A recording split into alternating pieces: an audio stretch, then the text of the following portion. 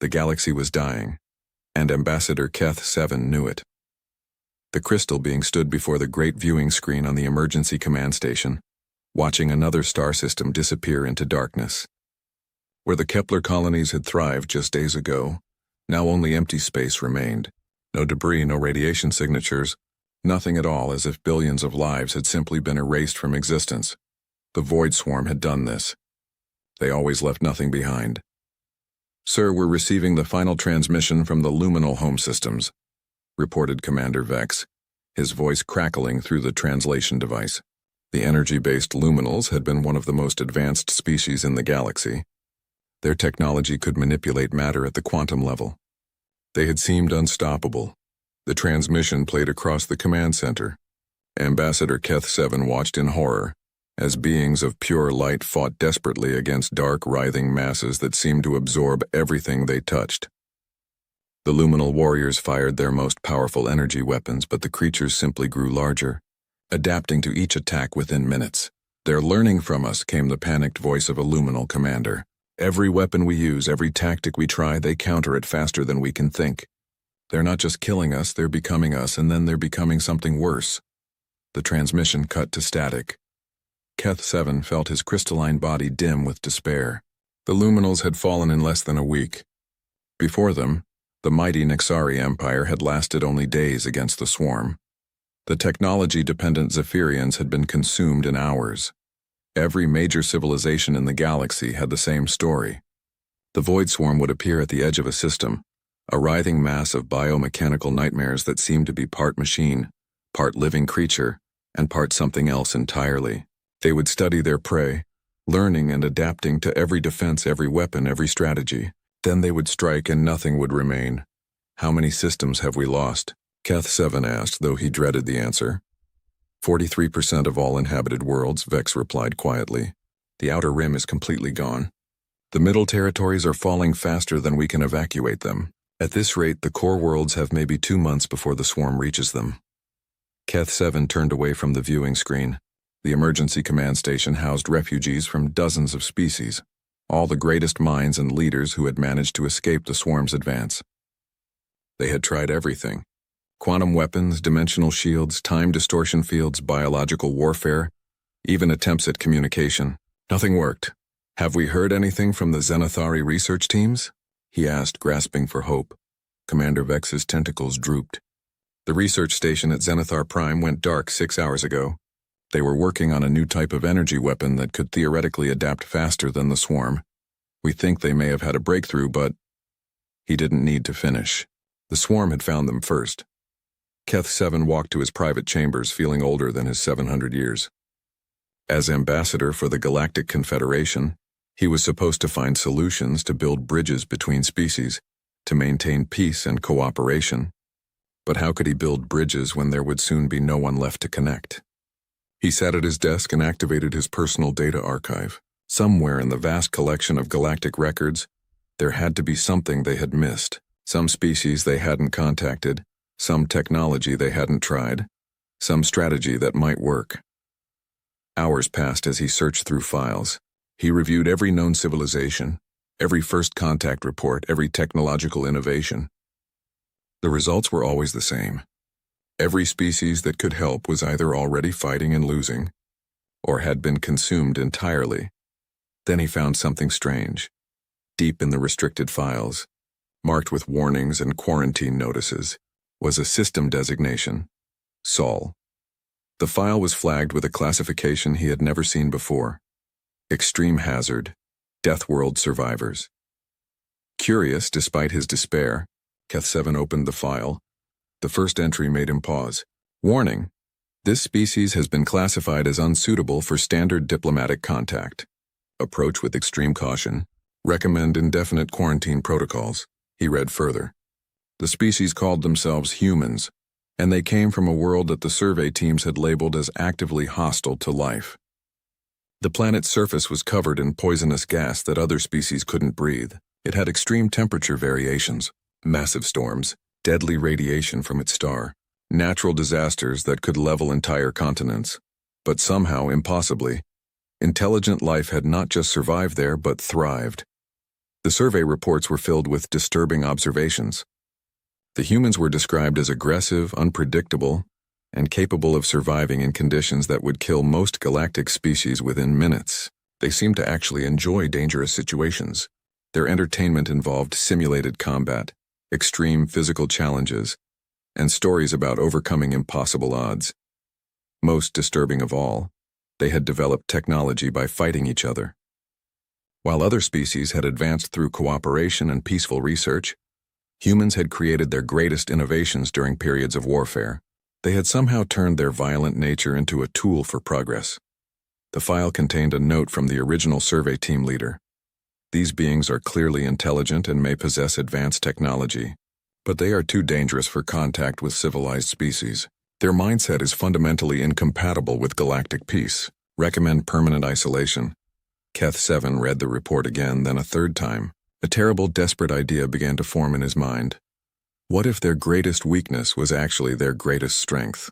What if the very things that made humans unsuitable for galactic civilization were exactly what was needed to fight the swarm? The Void Swarm adapted to logical, predictable responses. It learned from rational tactics and technological solutions. Every species had approached the problem the same way, with their best technology, their most advanced weapons, their most brilliant strategies, and every species had failed. But what if someone approached the problem differently? What if someone fought not with logic and advanced technology, but with the kind of chaotic, unpredictable methods that had evolved on a world where survival itself was a daily battle? Keth 7 stood up quickly, his crystal form brightening with the first hope he had felt in weeks. It was insane. It was desperate. It went against every principle of galactic civilization. It might be their only chance. He rushed back to the command center and activated the long-range communication array. The Sol system was far beyond the current quarantine zone, in a region that the swarm hadn't reached yet. If the humans were still alive, if they were willing to help, if they could somehow succeed where advanced civilizations had failed, Commander Vex, prepare a priority transmission to the Sol system, he ordered. Sir, but that system is under quarantine protocols. Contact is strictly forbidden. The quarantine protocols assumed we would have a galaxy left to protect, Keth 7 replied grimly. Send the message on all frequencies. Full disclosure of our situation, tell them what we're facing, and ask if they're willing to help. As the message transmitted across space toward Earth, Keth 7 whispered a prayer to whatever powers might still be listening. They had asked the most advanced species in the galaxy for help, and it hadn't been enough. Now they were asking the most dangerous species they knew of. The response came back faster than expected. The message was short, direct, and unlike any diplomatic communication Keth 7 had ever received. Received your transmission. Situation understood. United Earth Defense Corps is mobilizing. ETA to your position. 6 days. Hold the line until we get there. We're coming. For the first time in months, Ambassador Keth 7 allowed himself to hope. The human fleet arrived at Crystalis exactly when they said they would, and nothing about them matched what the survivors expected. Ambassador Keth 7 stood in the observation deck of the refugee command station, watching the approaching ships with growing confusion. The vessel designs were crude by galactic standards. Instead of the elegant curves and energy matrices that characterized advanced technology, the human ships looked like metal boxes covered in weapons and armor plating. Are those chemical rockets? Asked Commander Vex, his voice filled with disbelief. I believe so, Keth 7 replied, studying the energy signatures and nuclear reactors. Some kind of fusion drive system. It's also primitive. The lead ship was massive, easily the size of a Nexari battlecruiser, but it looked like it had been built in sections and welded together. Burn marks and hull patches suggested it had seen combat before. Instead of the smooth, seamless construction of galactic vessels, the ship looked functional and tough, like it was designed to take damage and keep fighting. Incoming transmission from the human fleet, reported the communications officer. Put it through, Keth 7 ordered. The screen flickered to life, showing a human female in what appeared to be military clothing. She had short dark hair and eyes that seemed to take in everything at once. Behind her, Keth 7 could see other humans moving efficiently around what looked like a primitive but functional command center. Ambassador Keth 7, I'm Captain Sarah Chen of the United Earth Defense Corps ship Indomitable. We received your distress call and we're here to help. Keth 7 stepped forward. Captain Chen, we are grateful beyond words for your response. However, I must warn you, the enemy you're facing has defeated the most advanced civilizations in the galaxy. They adapt to any technology, any weapon, any strategy. Perhaps you should review our tactical data before engaging. Captain Chen smiled, and there was something in that expression that reminded Keth 7 uncomfortably of the reports about humans enjoying dangerous situations. Already did that on the way here. Interesting opponent. My tactical officer has some questions, though. Another human appeared on screen. A tall man with calculating eyes. Commander Jake Morrison, Tactical Analysis. Your data shows the swarm adapts to energy-based weapons, quantum manipulation, and advanced defensive systems. What about kinetic weapons? Old-fashioned projectiles, explosives, that kind of thing? Commander Vex answered. We haven't used such primitive methods in thousands of years. Energy weapons are far more efficient and precise.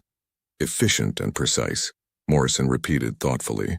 But the swarm learned to counter them. What about inefficient and imprecise? What about weapons that are basically just rocks thrown really, really hard? Keth 7 felt a chill in his crystalline structure. You mean to use crude kinetic weapons against an enemy that has defeated quantum-level technology? Sometimes crude works when fancy doesn't, Captain Chen said. We've been monitoring your communications and tracking the swarm's movement patterns. They're hitting your outer defense line at Grid 7 right now, correct? Yes, but that position is heavily fortified with our most advanced shield generators and plasma artillery. If you're thinking of engaging them there, we're not thinking about it, Chen interrupted. We're doing it. Indomitable and her battle group are moving to intercept. We'll conduct reconnaissance in force and see how these things react to our approach. The transmission ended before Keth 7 could protest. Within hours, the first engagement reports began coming in, and they made no sense at all. The human ships are firing solid projectiles, reported the sensor operator, disbelief clear in his voice. Metallic slugs accelerated to significant fractions of light speed. No energy signatures, no exotic matter, just metal moving very fast. And the swarm's response? Keth 7 asked. They're confused, sir. Their adaptive algorithms seem to be struggling. Several swarm units have been destroyed outright by direct kinetic impact. The survivors are trying to adapt, but they keep adjusting for energy-based attacks that aren't coming. More reports followed. The humans were using nuclear weapons, but not in any way the galactic species recognized. Instead of clean antimatter or controlled fusion, they were using what could only be described as controlled explosions. Dirty, inefficient, and absolutely devastating against an enemy that expected sophisticated energy manipulation. Captain Chen is requesting permission to board damaged swarm vessels for analysis, Commander Vex reported. Board them? Keth 7 was horrified. That's suicide. The swarm bioships are filled with toxic atmosphere and adaptive defenses. No living being could survive inside one. The humans seem to think they can, Vex replied. They're saying something about environmental suits and acceptable risk levels. The next report was even more disturbing. Human soldiers had actually entered a damaged swarm vessel and were fighting the creatures inside using what their reports called projectile weapons and high explosives. The biological horrors that could adapt to energy weapons and quantum attacks were apparently unprepared for humans with guns and grenades. This is Sergeant Rodriguez. Echo Squad, came a transmission from inside the swarm ship. We've secured the forward sections. These things are tough, but they don't seem to know what to do when you just shoot them with bullets. Moving to plant charges in what looks like their main power coupling. Sergeant, this is Command. Captain Chen's voice responded. What's your environmental status? Atmosphere is toxic, temperature is about 40 degrees too hot, and something in here is giving off radiation that would probably kill most species. Standard Tuesday for us, ma'am. Charges planted and we're moving to extraction point. Keth 7 listened to this exchange with growing amazement. The humans were casually operating in conditions that would be lethal to most galactic species, and they were treating it as routine. The battle continued for 6 hours. When it ended, the swarm force that had been advancing steadily through the galaxy for months had been stopped cold. More than stopped. They had been driven back, their lead elements destroyed or fleeing in apparent confusion. Captain Chen's voice came over the communication system again. Ambassador Keth 7, this is Indomitable. We've completed initial engagement with hostile forces. Tactical assessment. They're dangerous, but they're not used to opponents who fight dirty. We're going to need more data on their movement patterns and breeding cycles. Breeding cycles? Keth-7 asked weakly. You can't kill an infestation by just fighting the soldiers, Chen explained matter-of-factly. You have to find the nest and destroy it. My biowarfare specialists are analyzing the samples we collected. They think they can develop something that will target the swarm's reproductive systems. Biowarfare? You mean biological weapons? Commander Vex looked shocked. Such things have been banned by Galactic Convention for centuries. There was a pause before Chen responded. Ambassador, these things are trying to wipe out all intelligent life in the galaxy. I'm not really concerned about fighting fair. Are you? Keth-7 realized that the humans approached warfare with the same mindset they approached survival, by using whatever worked, regardless of whether it was elegant or civilized. The galactic species had tried to fight the swarm according to the rules of civilized warfare, using approved weapons and accepted tactics. The humans had no such limitations. Captain Chen, Keth-7 said slowly, what do you need from us? Intelligence data, supply lines, and coordinate with any other forces you have left. We're going to take this fight to them, but we'll need local support. Oh, an ambassador? Yes? You might want to warn the other survivors that our methods are going to seem pretty extreme. We're not like the other species you've worked with. We don't fight wars to make a point or follow rules. We fight wars to win them. As the human fleet began coordinating with the refugee forces, Keth-7 realized that everything was about to change. For the first time since the swarm appeared, they had an ally that might actually have a chance. The question was whether the galaxy would survive being saved by the humans. The war changed completely once the humans arrived. And Ambassador Keth-7 wasn't sure if he was witnessing salvation or madness. 3 weeks after first contact, human forces were operating across 17 star systems, and their methods continued to shock the galactic survivors. The carefully planned, technology-dependent warfare that had failed against the swarm was replaced by something the humans called adaptive chaos. I still don't understand how they're winning, Commander Vex said. Reviewing the latest battle reports. Look at this engagement at Tau Ceti. The swarm had adapted to our plasma weapons, our quantum disruptors, even our antimatter charges. Then the humans arrived and started using, what do they call them? Crowbars? Keth-7 studied the footage from the battle. Human soldiers in heavy armor were indeed using simple metal bars to attack swarm creatures that had proven immune to advanced energy weapons. When the creatures adapted to the crowbars, the humans switched to hammers. When they adapted to hammers, the humans used their bare hands. It's not about the weapons, he realized. It's about the unpredictability. The swarm can adapt to any specific threat, but they can't adapt to opponents who keep changing their entire approach. The most disturbing example was happening right now in the Kepler system.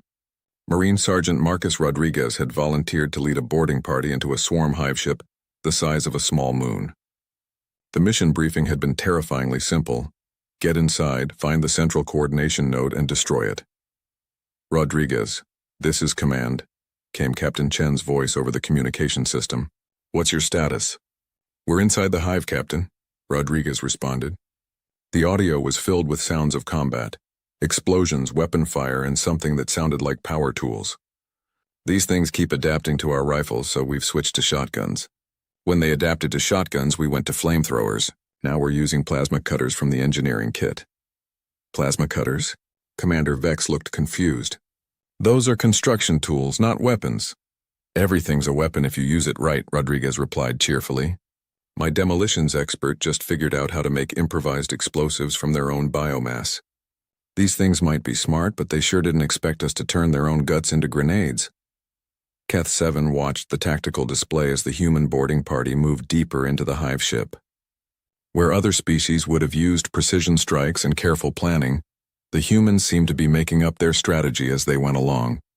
When they encountered a passage too narrow for their equipment, they blew a hole in the wall. When they found a sealed door, they cut through it with industrial tools. Most shocking of all, they seemed to be enjoying themselves. Contact front, Rodriguez called out. Big ones this time. Looks like they've adapted to projectile weapons and thermal attacks. Switching to, kinetic persuasion. What's kinetic persuasion? Asked a voice that Keth-7 recognized as Lieutenant Zhang, the human explosives expert.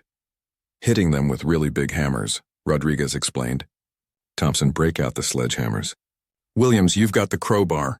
Jackson, see if you can find something heavy to throw at them. The audio dissolved into chaos as the humans engaged massive swarm creatures using construction equipment as weapons. Somehow, impossibly, it was working. The creatures that had shrugged off quantum weapons were being destroyed by humans with sledgehammers. How is this possible? Commander Vex whispered. The answer came from an unexpected source. Dr. Elizabeth Harper, the human xenobiologist who had been studying captured swarm specimens, appeared on the communication screen. She looked exhausted but excited. I think I understand what's happening, she said. The swarm's adaptation mechanism is incredibly sophisticated, but it's designed to counter technological threats. Energy patterns, molecular structures, quantum fluctuations, they can analyze and neutralize all of that within minutes. But, Keth 7 prompted, but they can't adapt to pure physical force applied in random ways by opponents who don't follow any logical combat doctrine. When Sergeant Rodriguez hits a swarm creature with a sledgehammer, there's no technology to analyze. It's just kinetic energy applied through crude leverage. The creature's adaptation systems keep waiting for a pattern to emerge, but Rodriguez never uses the same technique twice. Dr. Harper pulled up a data chart. Look at this engagement record. In the span of 1 hour, human forces used conventional weapons, improvised explosives, construction tools, hand-to-hand combat, and at one point something they called aggressive mechanical persuasion with a wrench. The swarm's neural network is literally overloading, trying to adapt to opponents who seem to invent new fighting methods every few minutes. The tactical situation was improving across all fronts, but not in ways that made sense to the Galactic survivors. Human units were winning battles by refusing to fight them the same way twice. When energy weapons stopped working, they used projectiles. When projectiles stopped working, they used blades. When blades stopped working, they used blunt objects. When blunt objects stopped working, they used their hands and feet. Rodriguez here, came the sergeant's voice again. We've reached the central chamber. This thing is huge, looks like some kind of biological computer the size of a building. Permission to apply percussive maintenance? What's percussive maintenance? Captain Chen asked. Hitting it until it stops working, ma'am. Granted. Make sure you clear the area first. What followed was the sound of massive explosions mixed with what could only be described as construction work. The humans weren't just destroying the hive ship's central node. They were dismantling it piece by piece using tools meant for building things, not destroying them. Target eliminated, Rodriguez reported 20 minutes later. Used a combination of shaped charges, plasma cutters, and a really big hammer. The hive is going dark. Requesting extraction. As the human boarding party returned to their ships, Keth 7 reviewed the overall strategic situation. In 3 weeks, human forces had accomplished what the combined might of galactic civilization had failed to do in months. They had stopped the swarm's advance and begun pushing them back, but the cost was becoming clear. The humans were operating in conditions that would kill other species, using methods that violated every principle of civilized warfare, and taking casualties that would be considered unacceptable by galactic standards. Captain Chen, Keth 7 called. I've been reviewing your casualty reports. Your people are taking significant losses. Chen's response was matter of fact. That's war, Ambassador. People get hurt. People die. But we're still here, and the swarm is retreating. I'll take those odds. But surely there must be a way to minimize the risks. Ambassador, Chen interrupted gently. We come from a world where everything is trying to kill us. Our weather, our animals, our diseases, even our plants. We learned a long time ago that sometimes you have to accept risk to survive. The other species in your galaxy, they've been safe for so long they've forgotten how to fight for their lives. Dr. Harper added, the psychological profiles are interesting. Human soldiers show stress responses that peak during combat, then return to baseline quickly afterward. Most galactic species show prolonged trauma from combat situations that we consider routine. Are you saying, Commander Vex asked slowly, that humans are naturally adapted for warfare? Not warfare exactly, Dr. Harper replied. Survival under extreme conditions. It just happens that those same adaptations make us very effective in combat situations. As if to prove her point, Rodriguez's voice came over the communication system again. Command, this is Rodriguez. The hive ship is completely dead, but we've got good news. We captured one of their coordination modules intact. Dr. Harper, you're going to love this thing. It's like a biological computer that thinks it's smarter than everyone else. Should be fun to take apart. Keth-7 realized that the humans weren't just winning the war. They were enjoying it. Not the violence itself, but the challenge. The problem-solving, the chance to test themselves against impossible odds. For the first time since the swarm appeared, the galaxy had hope. But that hope came with a price, accepting that sometimes salvation arrived in forms that civilized beings weren't prepared to understand.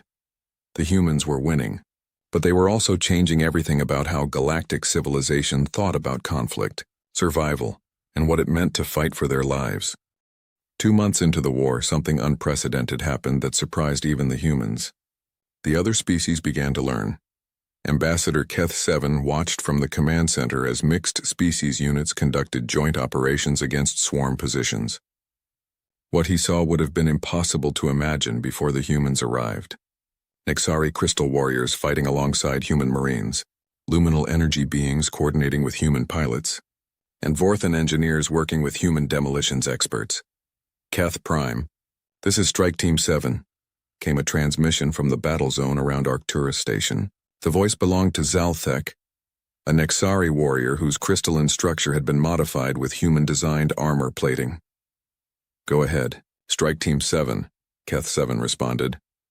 We have successfully penetrated the swarm defensive perimeter using the human tactic called breaching and clearing.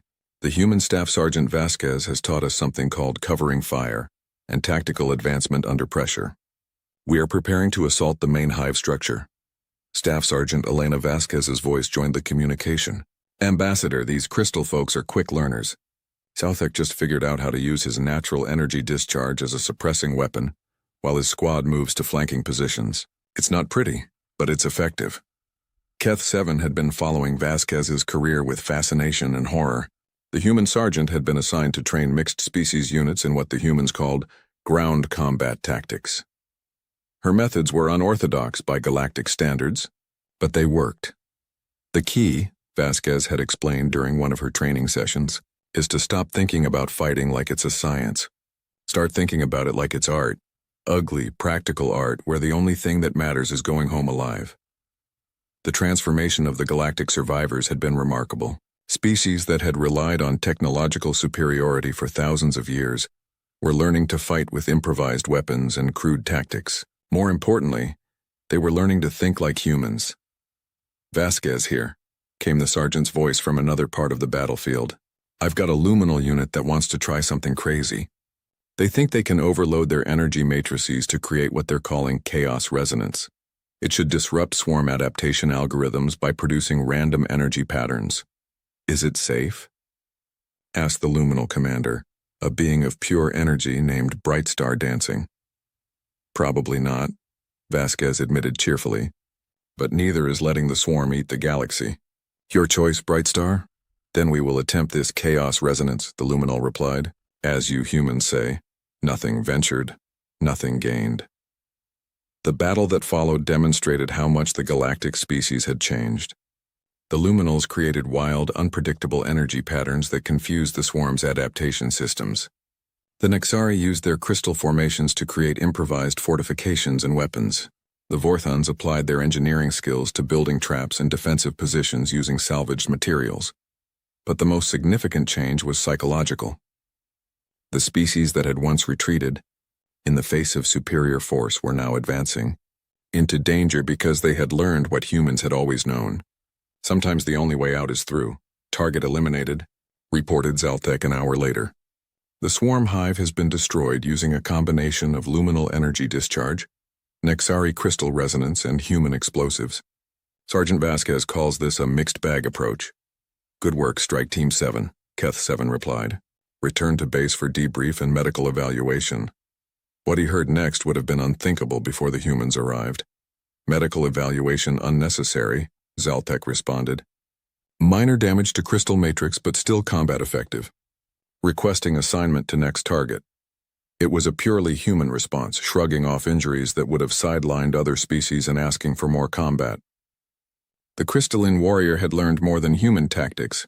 He had learned the human mindset. Dr. Harper joined Keth-7 in the command center, carrying a datapad filled with her latest research. The psychological changes are fascinating, she said. We're not just teaching them to fight differently. We're teaching them to think differently about risk, about survival, about what's acceptable loss. Is that a good thing? Keth-7 asked, though he suspected he knew the answer. It's a necessary thing, Dr. Harper replied. The swarm represents an existential threat that can't be defeated with civilized methods. Your species evolved in safe environments where cooperation and technological advancement were the keys to survival. Humans evolved where the key to survival was adaptability and willingness to take risks. She pulled up a holographic display showing brain scans of various species. Look at these neural patterns. Before training with humans, the galactic species showed stress responses that peaked when faced with danger and remained elevated for extended periods. After training, their responses are starting to match human patterns. High stress during immediate danger, followed by rapid recovery. They're becoming more like humans, Keth-7 observed. In the ways that matter for survival, yes, but they're also teaching us things. The Nexari showed us how to use crystalline resonance to amplify our weapon systems. The Luminals taught us energy manipulation techniques that we're incorporating into our shield generators. The Vorthans, well, they've redesigned half our equipment to be more efficient. A new transmission interrupted their conversation. This time it was Lieutenant Commander Yuki Tanaka, calling from deep space where she was leading a reconnaissance mission behind swarm lines. Command, this is Recon 7. We've located what appears to be a major swarm breeding facility. It's heavily defended, but we think we can take it out. Captain Chen's voice responded immediately. Negative, Recon 7. That facility is too heavily defended for your current force strength. Return to base and we'll plan a larger assault. Ma'am, with respect, I think we can do this. I've got a mixed species team here, and we've come up with a plan that's crazy enough to work. The swarm won't expect an attack from a force this small, and we've learned some tricks they haven't adapted to yet. There was a long pause before Chen responded. Tanaka, define crazy enough to work. Well, the Luminals think they can create a massive energy discharge that will blind the facility's sensors for about 10 minutes. The Nexari can use their crystal formations to create a tunnel through the asteroid field. The Vorthans have figured out how to turn our remaining nuclear warheads into shaped charges, and I can fly the ship manually through their defenses. Manually? Without computer assistance? Yes, ma'am. Humans are still better than computers at making last-second decisions. The swarm's defense systems are designed to track predictable flight patterns. I can fly unpredictably. Keth-7 listened to this exchange with amazement. A few months ago, the idea of a small mixed-species team attempting to assault a major swarm facility would have been suicide.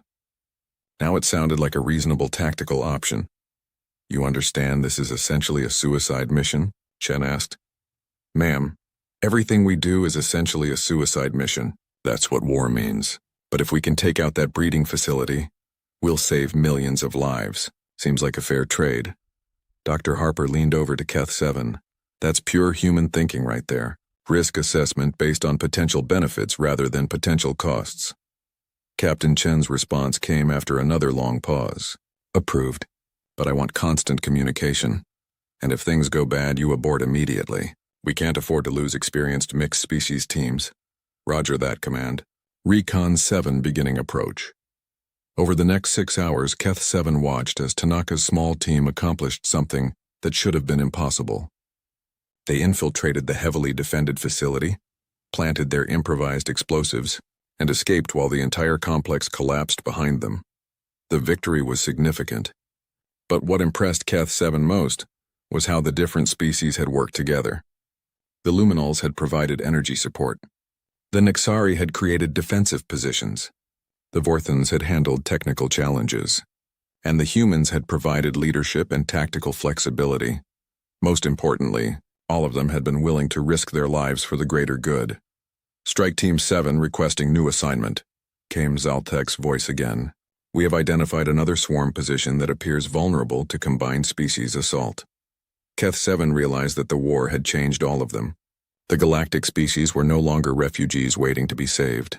They had become soldiers, willing to fight for their survival using methods they would have considered barbaric just months earlier. And somehow, in learning to fight like humans, they had also learned what it meant to truly live. The final battle began at dawn on what humans called Tuesday, though the concept of weekdays seemed meaningless when facing the end of galactic civilization. Admiral Sarah, Chen stood on the bridge of the Indomitable, looking at the tactical display that showed the swarm's primary hive nexus. The structure was enormous, a biomechanical construct the size of Earth's moon, pulsing with dark energy and surrounded by thousands of defensive organisms. Intelligence suggested it was the central coordination point for the entire swarm invasion. "Final fleet count, Commander Morrison?" she asked. 14 human battle groups, 8 Nexari crystal formations, 5 luminal energy squadrons, and 12 mixed-species assault units, Morrison replied. Total force strength approximately 400 ships and 50,000 personnel. Chen nodded grimly. The fleet represented everything that remained of galactic civilization's military capacity. If they failed here, there would be no second chance. "Admiral," came Ambassador Keth Seven's voice from the command center. "The Council of Survivors wishes to express their gratitude for everything humanity has done." "If this assault fails, it won't fail," Chen interrupted. "Not because we're better than the swarm, but because we're too stubborn to quit. That's what you get when you ask Deathworlders for help." The assault plan was typically human in its simplicity. Ram the primary fleet into the hive nexus while smaller units created diversions. Board the structure, fight their way to the central core, and destroy it from the inside.